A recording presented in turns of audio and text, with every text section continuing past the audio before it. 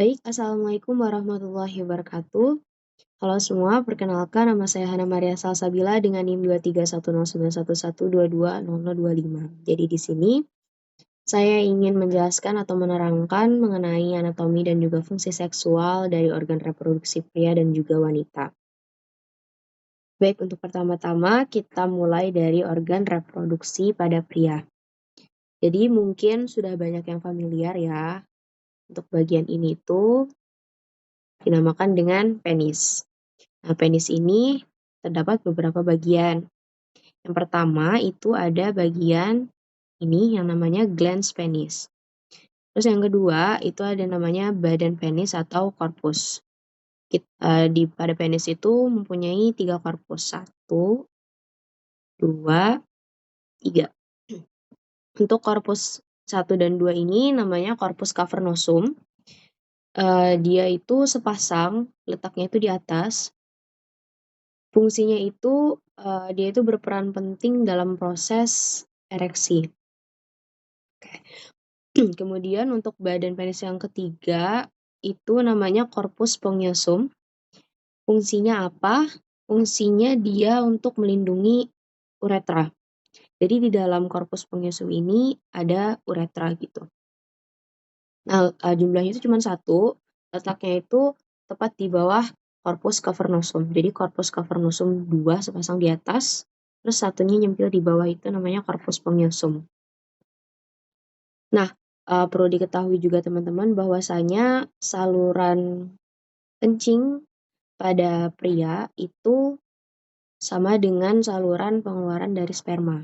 Kalau misalkan pada wanita, itu kan berbeda saluran ya teman-teman. Nah, tapi kalau misalkan pada pria ini, dia sama salurannya, yaitu melalui uretra.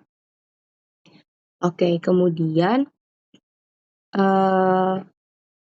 apa sih fungsi dari glans ini gitu? Nah, kalau misalkan kita lihat nih ujung dari korpus cavernosum dan juga spongiosum itu bentuknya tuh kayak gini, dia itu tidak rata ya teman-teman. Jadi ini glans penis itu supaya memudahkan organ reproduksi dari pria ini, penis ini untuk masuk ke dalam organ reproduksi wanita begitu teman-teman. Oke, kemudian lanjut sini. Nah, bagian penisnya udah. Oh ya, pada lapisan terluar dari ujung penis itu ada yang namanya prepucium. Nah, ini namanya prepucium. Ini. Prepucium ini adalah bagian yang dipotong atau diambil sedikit bagian depannya itu pada proses sirkumsisi atau sunat gitu. Nah, kenapa sih harus dipotong gitu? Karena pada dasarnya sendiri sunat itu kan bertujuan untuk kesehatan dan juga kebersihan dari organ reproduksi pria maupun wanita. Jadi hubungannya apa nih dengan kebersihan dan juga kesehatan? Jadi seperti ini teman-teman. Kalau misalkan prepuciumnya ini tidak dipotong, di sunat itu potongnya itu seperti ini. Nah, jadi bagian ini nanti hilang, bagian ini hilang. Nah, kalau misalkan ini nggak dipotong, takutnya gini, urin kan lewat dari sini ya teman-teman ya. Nah,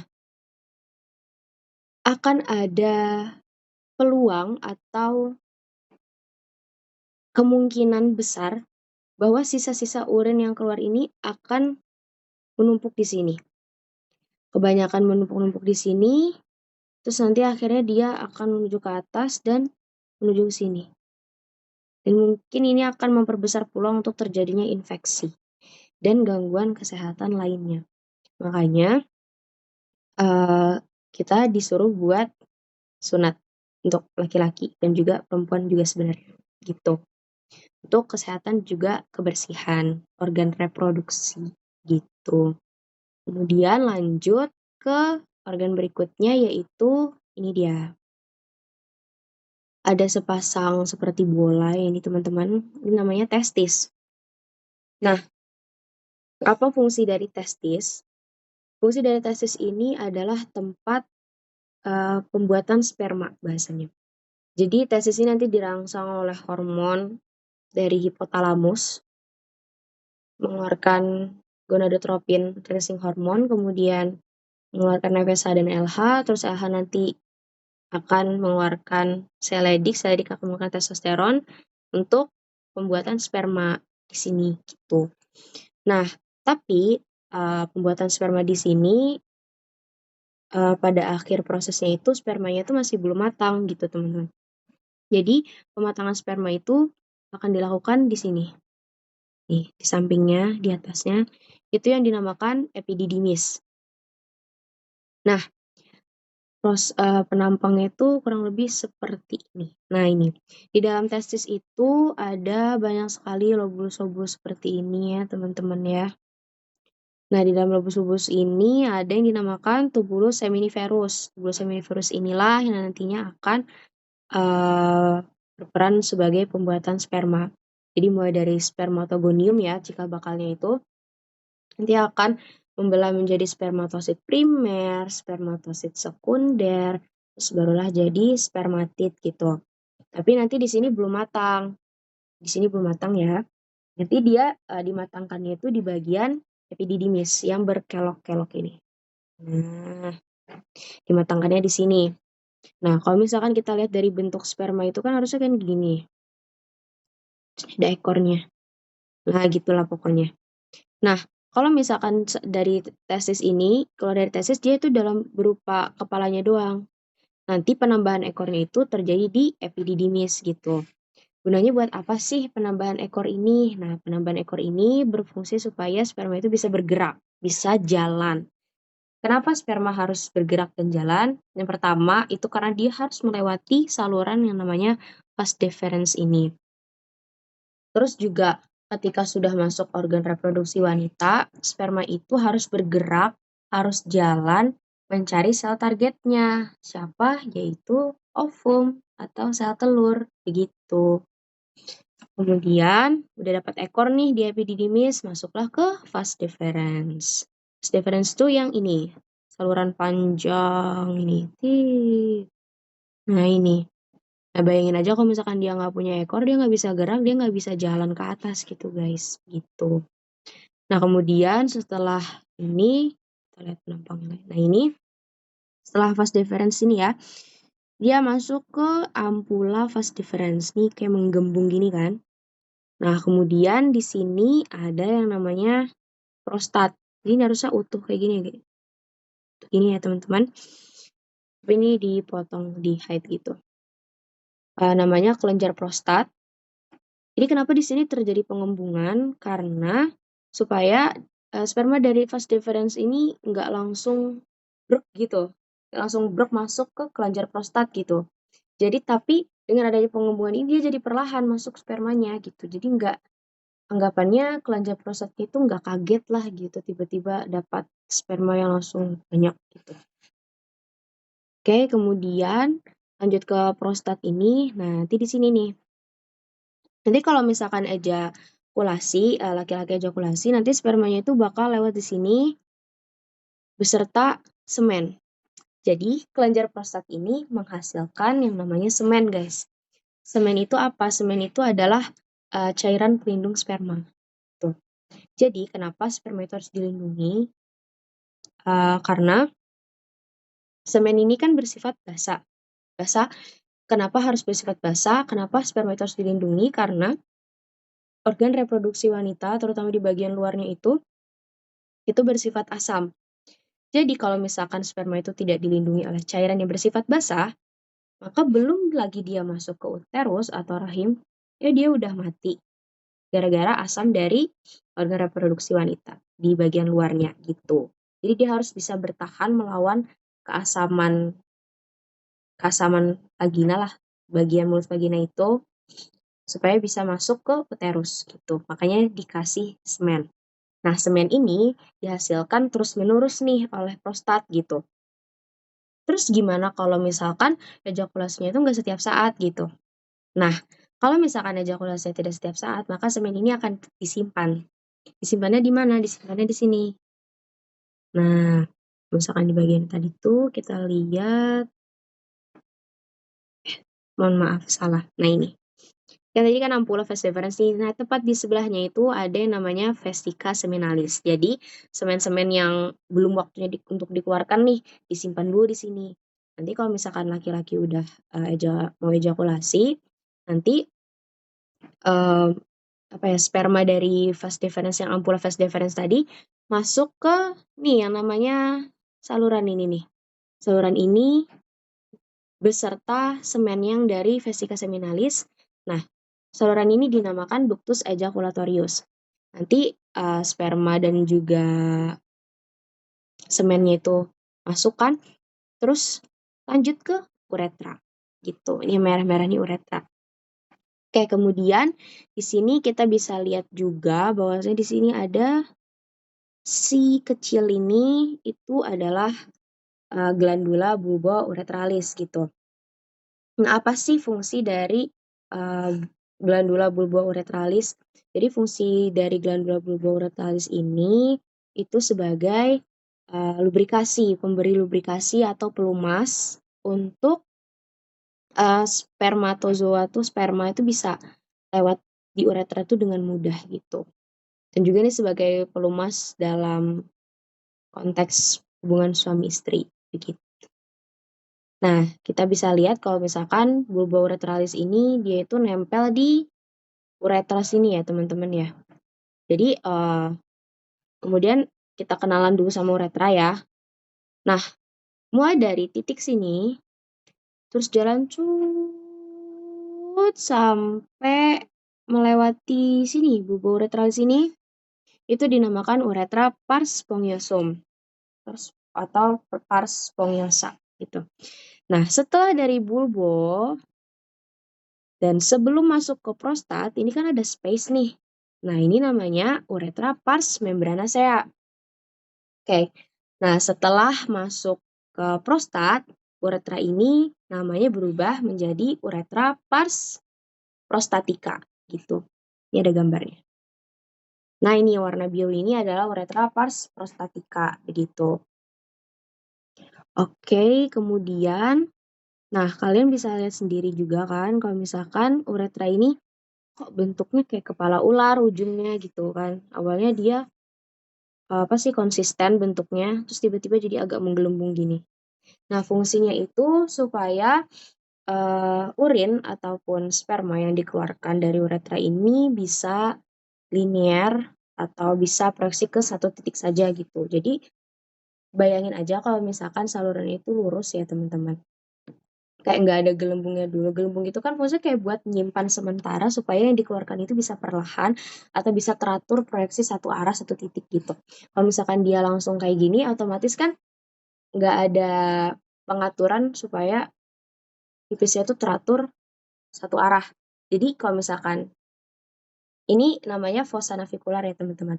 Jadi kalau misalkan fossa navikularnya itu bermasalah atau misalkan mungkin bentuk fossa navikularnya itu nggak kayak gini, mungkin lurus, itu ada kemungkinan kalau misalkan urin itu nanti bakal kemana-mana gitu arahnya gitu. Jadi dan juga kenapa harus sperma itu juga harus dikeluarkan dengan proyeksi satu titik supaya dia bisa langsung tembus ke uterus itu dengan mudah gitu, kayak langsung shoot langsung mencari sel ovum.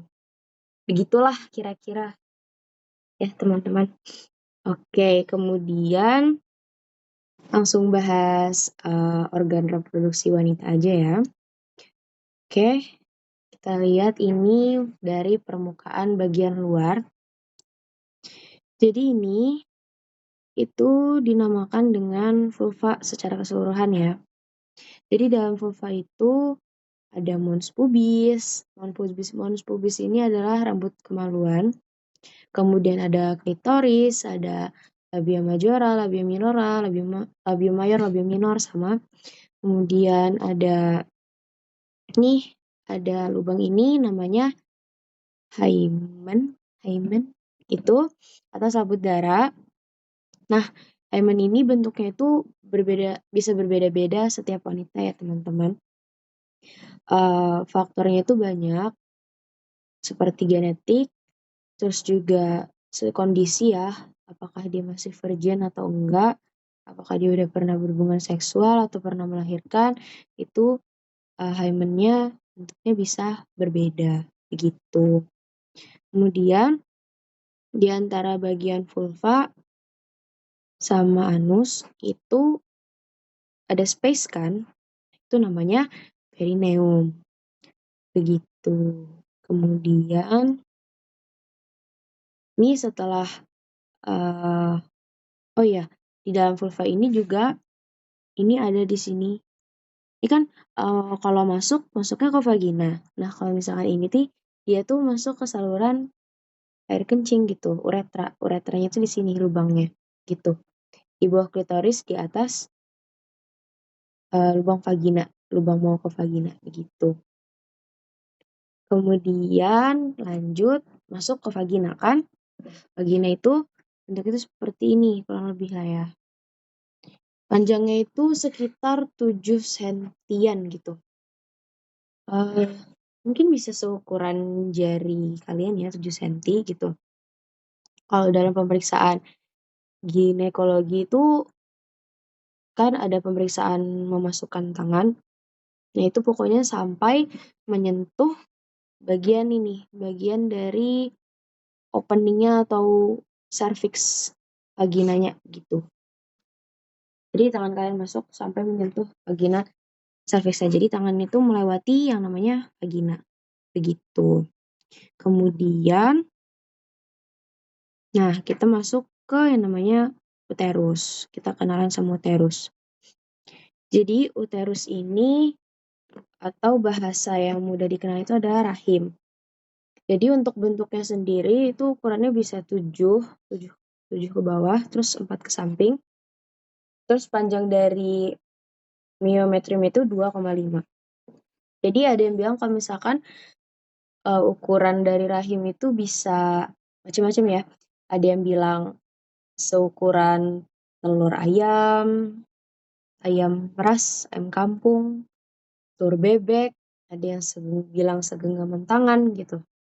Nah itu balik lagi bisa karena berbagai faktor. Salah satunya faktor yang mempengaruhi adalah pernah atau tidaknya hamil, begitu. Pernah atau tidaknya bayi berkembang di uterusnya ini, gitu. Jadi kalau misalkan pernah mengandung, pernah hamil, itu ada kemungkinan uterusnya tuh bisa lebih besar gitu ukurannya dibandingkan wanita yang belum pernah hamil. Atau wanita yang sudah hamil, hamil anak 3 sama hamil anak 1 itu juga bisa berbeda ukuran dari uterus atau rahimnya gitu. Walaupun ketika sudah selesai melahirkan itu uterusnya bakal mengecil kembali, namun pastinya ukurannya berbeda lah gitu dengan yang tidak pernah hamil gitu. Kemudian uterus sendiri itu mempunyai 3 lapisan utama. Yang pertama itu ada yang namanya perimetrium. Perimetrium itu letaknya itu di bagian luar sini. Yang pakai bagian luar itu namanya perimetrium. Kemudian lapisan kedua itu ada yang namanya myometrium. Myometrium ini yang bagian yang jelasnya sini ya. Bagian ini myometrium yang ini. Bagian otot lah, sesuai dengan namanya myo, otot gitu. Nah, myometrium inilah keberadaan myometrium ini adalah alasan mengapa uterus itu bisa elastis gitu. Bisa sampai maksudnya bisa sampai menampung bayi manusia yang gede ya, itu tuh ukurannya tuh gede pokoknya lah, bisa menampung bayi lah intinya. Bisa mekar itu karena adanya myometrium gitu.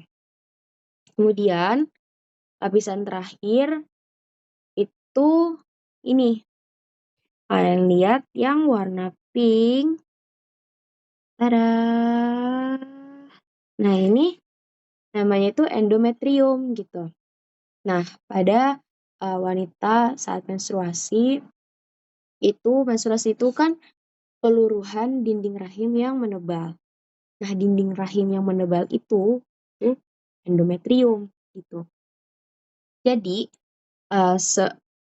pada siklus normal haidnya itu, endometrium ini akan selalu mengalami penebalan karena pada dasarnya uterus ini kan dipersiapkan untuk terjadinya kehamilan. Jadi dalam kondisi apapun uterus ini selalu siap sedia gitu loh. Jadi endometrium ini juga setiap siklusnya juga akan mengalami penebalan terus. Dan kalau misalkan sel ovum atau sel telurnya itu bertemu dengan sel sperma, dibuahi oleh sel sperma, maka endometrium ini tidak akan meluruh. Dia akan, kalau nggak salah itu mungkin kayak menutrisi bakal janin yang baru tumbuh itu loh, itu yang baru sel ovum, sel sperma ketemu. Nah itu bakal menutrisi itu gitu, makanya dia nggak meluruh. Nah, kalau misalkan sampai meluruh, itu kan artinya sel ovum atau sel telur itu tidak bertemu dengan sel sperma. Sel sperma itu tidak membuahi sel ovum gitu, makanya si endometrium ini meluruh, begitu. Kemudian untuk rasa sakit, nah biasanya kalau misalkan wanita menstruasi itu kan sakit ya. Nah, sakitnya itu karena kontraksi dari uterus tadi, karena kontraksi dari peluruhan itu gitu. Setiap wanita mungkin ada yang berbeda-beda ya, kayak ada yang sakit, ada yang enggak, tapi rata-rata itu mengalami sakit karena kan anggapannya ini endometrium luruh itu kan terkikis gitu ya. Jadi itu mungkin akan menyebabkan rasa sakit gitu. Oke, kemudian ini di bagian atas itu ada juga fundus uterus. Sama ini myometriumnya ada juga tebal ya teman-teman. Ini ukurannya kalau nggak salah tadi 2,5 cm. Jadi dia itu kalau misalkan ada bayi berkembang gitu akan elastis.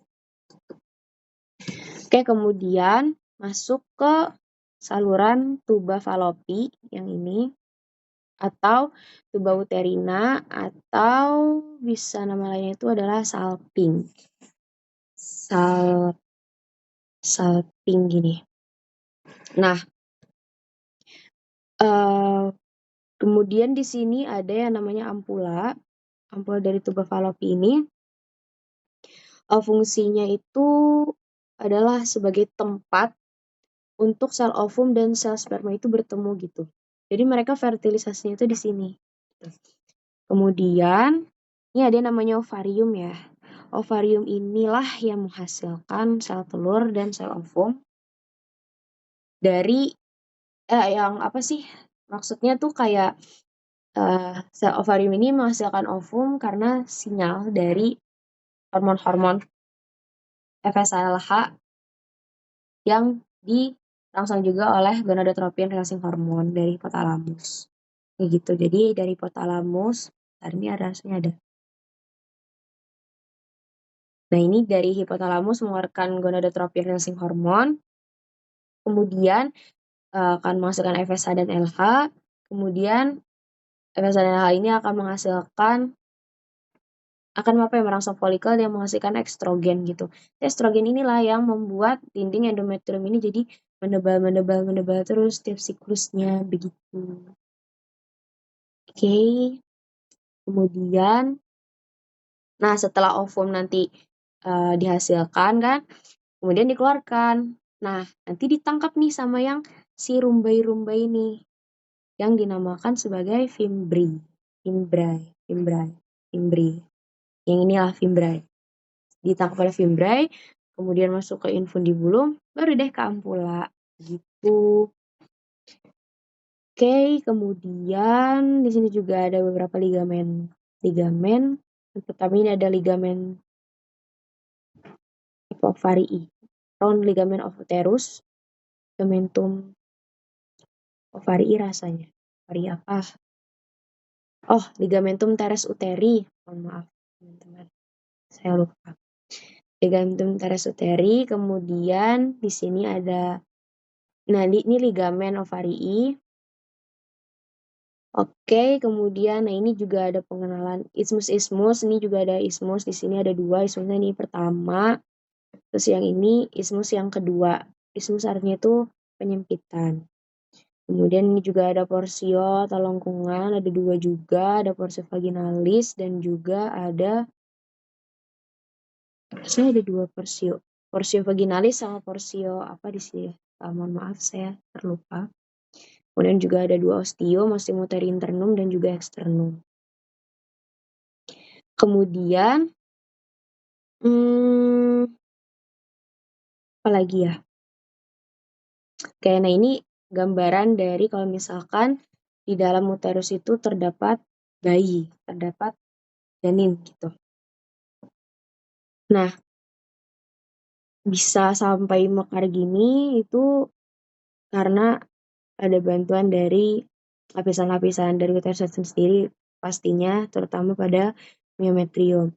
Nah, ini bisa kita lihat juga di sini tuh ada vesika urinaria.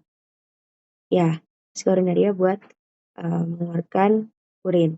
Jadi ini salurannya berbeda ya teman-teman. Kalau misalkan laki-laki kan salurannya sama tadi lewat uretra. Kalau misalkan perempuan itu berbeda. Kalau misalkan uretra itu ada di bahasanya itu di depan lah, di depan.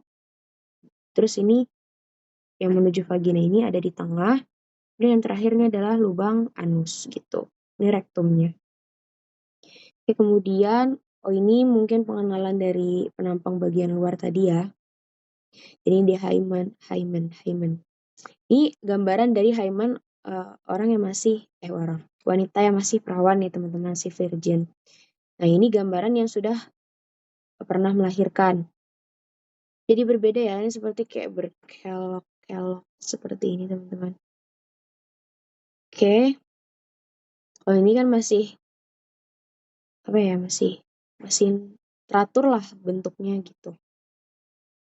Oke, ini untuk pengenalan nama-namanya ada ostium sternum, kemudian ini yang dinamakan nih, yang bagian luar ini adalah labium mayor, ini adalah labium minor, kemudian ini ada klitoris, ini ada frenulum, terus ini yang namanya mons pubis, rambut kemaluan. Nah ini, mons pubis. Kemudian, oke mungkin ini tambahan kelenjar mamae itu dibagi menjadi 4 kuadran atau 4 regio. Yang pertama itu di bagian, ini anggapan kita ambil kelenjar mamae yang sebelah kanan. Ini ada supralateral. Pokoknya lateral itu yang menjauh dari tubuh, yang medial itu yang mendekati tubuh. Jadi supralateral di bagian atas yang agak menjauhi tubuh, atas kanan lah bahasanya. Enggak juga deh. Atas yang menjauhi tubuh, bagian yang menjauhi tubuh itu superolateral. Kalau misalkan yang mendekati tubuh di atas itu namanya superomedial. Kemudian yang di bawah itu ada inferolateral dan juga inferomedial. Begitu. Nah, kalau misalkan masih dalam proses, kalau misalkan prepubertas atau sebelum pubertas, kelenjar mamae ini masih belum begitu tumbuh gitu ya teman-teman. Kalau misalkan dia sudah pubertas, dia mulai tumbuh. Tumbuhnya itu tumbuh kelenjar adiposa, kelenjar lemak gitu. Yang banyak itu didominasi oleh kelenjar lemak atau kelenjar adiposa. Nah, ketika dia hamil dan mulai menyusui, maka kelenjar mamae itu akan dipenuhi oleh ini, kelenjar air susu ibu. Iya, dia dirangsang oleh hormon prolaktin untuk menghasilkan kelenjar air susu gitu. Jadi kalau misalkan hamil atau menyusui, itu tuh kelenjar mama itu didominasi oleh kelenjar air susu ini gitu. Tapi kalau misalkan masih sebelum kehamilan atau masih dalam proses pubertas gitu-gitu, itu didominasi oleh kelenjar lemak atau adiposa. Begitu, teman-teman. Udah, mungkin itu saja yang bisa saya sampaikan. Ini kalau misalkan mau mengetahui siklus haid ya teman-teman ya. Ini menstruasinya luruh, kemudian nanti akan diproses lagi teman-teman untuk mempersiapkan kehamilan itu tadi. proses kami itu proses persiapan sampai puncak nih. Mana ini sel sperma ada apa enggak gitu. Kalau misalkan nggak ada, ya luruh. Ya kalau misalkan ada, ya udah lanjut gitu. Mungkin itu saja yang bisa saya sampaikan ya teman-teman ya. Saya mohon maaf sebesar-besarnya apabila ada kesalahan kata ataupun informasi yang saya sampaikan. Terima kasih karena telah menonton video ini. Wabillahi taufiq wal hidayah. Wassalamualaikum warahmatullahi wabarakatuh.